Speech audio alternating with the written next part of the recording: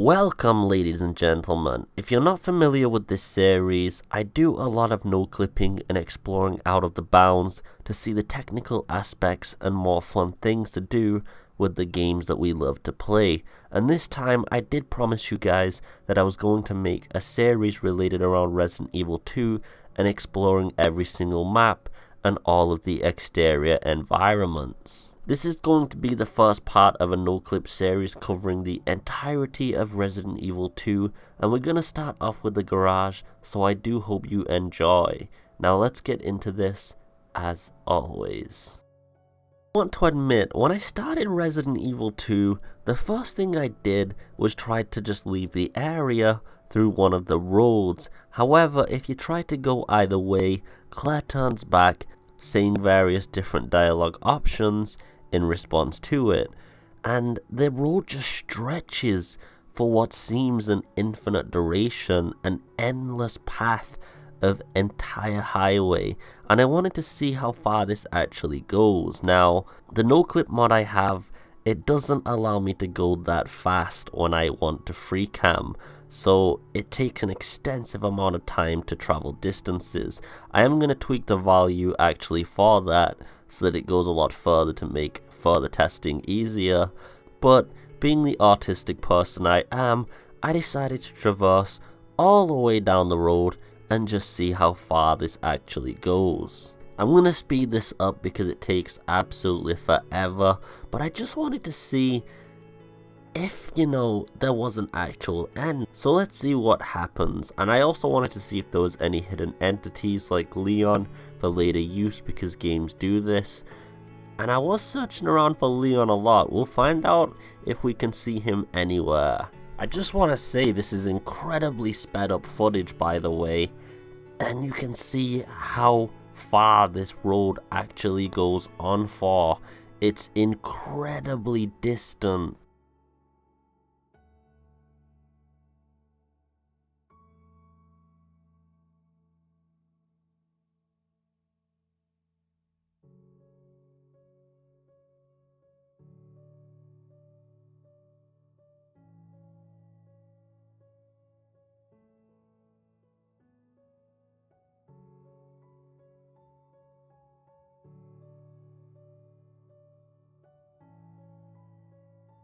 Now, as you can see, and that did take an incredibly large amount of time, even being sped up, and I just wanted to prove how far that road was without any cuts, and we've reached the last lamppost. Now, this one doesn't actually have any lighting below it, proving this is the edge of the map. They didn't bother with any of that. You can see the abyss here, and when speculating and looking underneath the map, nothing of else around this area seems to be very interesting, and the entire scene exists just as a black abyss to show how distant and how rural Raccoon City is away from everywhere else. Now, to the side you can't really see much beyond these fences, but there is some topography that does exist as well as some foliage.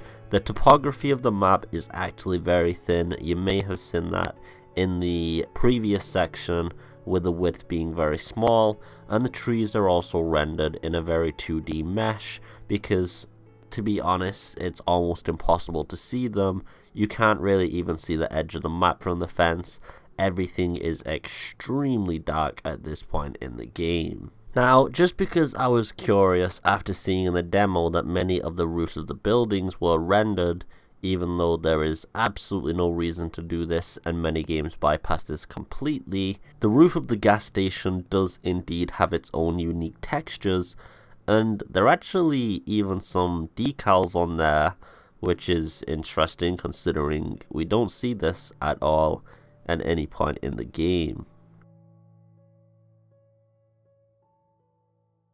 Now, moving on, let's look at the left side as well as behind the gas station, and you'll notice there is actually a variety of different objects as well as trees and other things that you wouldn't be able to see without using no clip. Some arguments could be made that on max brightness you might be able to see these, but it still is interesting that all of these things and assets do exist. But there's going to be some more interesting reveals after this one especially. As you all should know, this is the scene where the zombie attacks the police officer and completely annihilates him.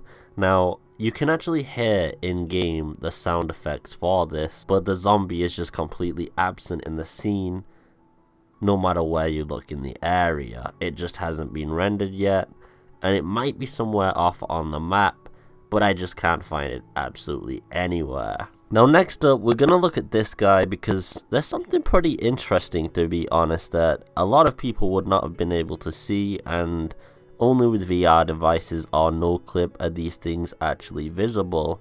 But this guy is one of the most hated guys in all of Resident Evil. And now we have a name for him due to no clip. We can thank no clip for this, as well as the fact I'll be showing you something else that's pretty interesting about the scene that you all know we hate about this guy. So yeah, fuck you, Jerry. Fuck you. He's also apparently the store manager, so just screw this guy overall. Now, underneath the map, you'll see a few entities that will be used in either Leon's campaign or were used in both campaigns. So Leon's car, as well as everything to do with refueling it, is there, and also this pallet that will be used in both campaigns to block one of the pathways in the store that is accessible and open when you first go in. And also, we're going to be looking at the interior of Leon's car, because to be honest, it's got one of the highest quality textures and resolutions and models compared to the rest of the game, and even some of the interiors, for something that we see for such a short duration.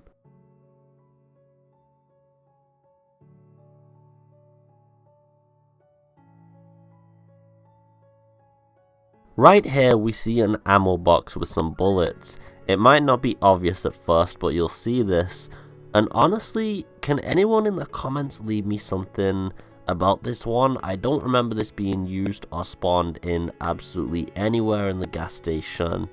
I don't remember it being like used by any of the NPCs, and it's just below there like the other assets ready to be used in another scene, but that scene never seems to come, so I'm a little bit confused what this exactly is going to be used for. And if anyone has any theories in the comments below or did see something, please do leave this one and let everybody know. It's just strange because you can see what's clearly a gun attached to it at the bottom, but I don't know what the bullets and the box are for. But let's move on anyway into the gas station itself. We're going to see what goodies lie in here, and there's some interesting ones for sure. Now, first off, the zombie still has not spawned in the area at all, so you can still hear the rumbling and stuff, but the cop and zombie are just not in that room. It's just some boombox or something going off, somebody's having some fun. I was always curious when the door closed because, you know, of course I don't think Capcom made an animation for it what would happen. So I fixed the camera angle up when OG fixed camera angle styles like original Resident Evil 2. And, well, Jerry, you kind of redeemed yourself because you seem to have telekinetic powers.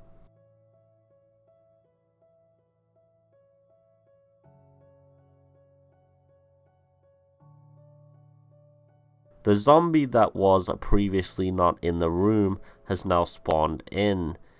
And it's really creepy to look at, to be honest. The officer isn't there, but just looking at this zombie kind of really freaks me out more than the original scene itself. And I'm sure many of you can probably agree with that. Now, if you don't open this door with the key, you'll see quite a few interesting things when you use no clip. First off, all the zombies are just sitting around having fun.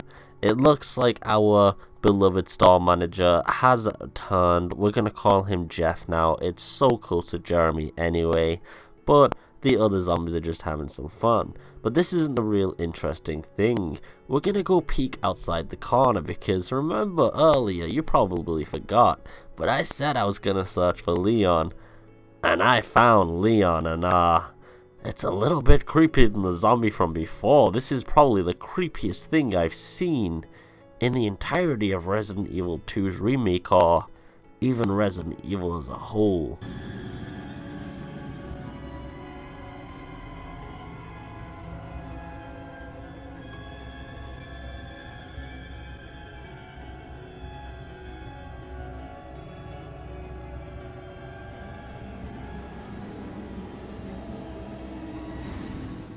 On a serious note, you can actually see using NoClip just how high detailed the textures for all of these models are, as well as how well designed the models are as well. I know photogrammetry is used for both the design of the facial actor, the body actor, as well as the clothes, but a lot of modifications still have to be done using various programs, and I really have to give it to the artist team for doing such an incredible job.